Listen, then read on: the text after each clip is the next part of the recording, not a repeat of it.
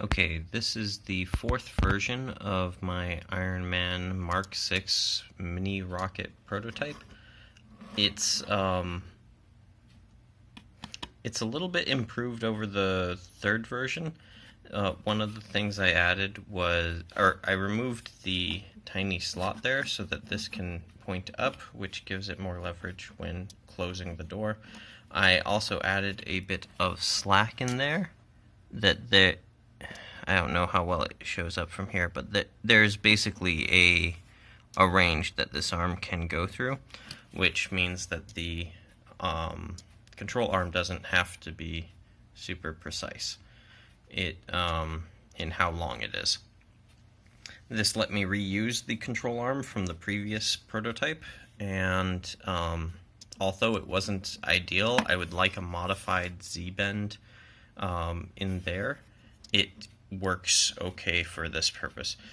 I tried printing the top cover a little differently, and as a result it's not completely staying flush. Part of that may also be the modified rocket design. They may be pushing ever so slightly up. That said, this is a distinct improvement over the other version because it opens and closes. It's got a little click there. Now you will notice that there is this lip that it's not quite as flush as it can be, so I will need to polish that out. I actually had a beast of a time trying to get this version to run right because I think there's something in the hinge mechanism here, the door lift, that's just causing issues.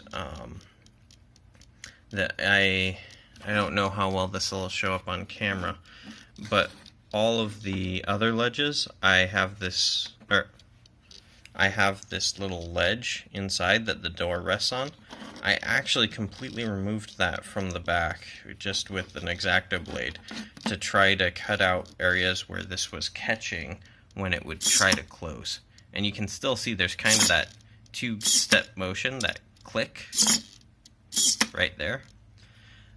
That was there in the earlier test runs, but the door wasn't closing. Like if I manually pushed it, I could get that click.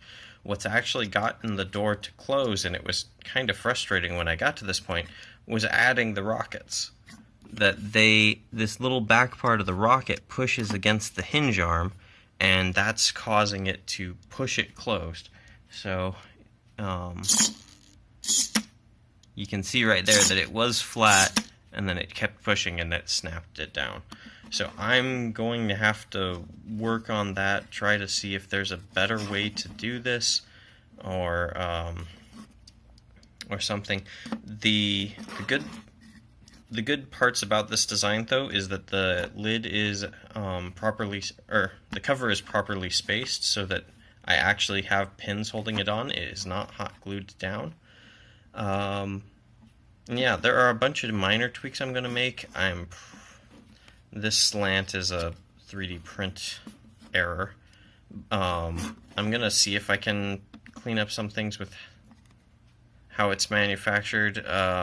One of my lid supports, or lid hinges, actually snapped there. I might buff that up, or I might just say, you know what, a little bit of hot glue there is okay. Either way, I've got to do a lot more testing and refinement to figure out exactly how to consistently reproduce the motion I want and try to polish up that close. It's pretty good, but I want to do better. So, thanks for watching.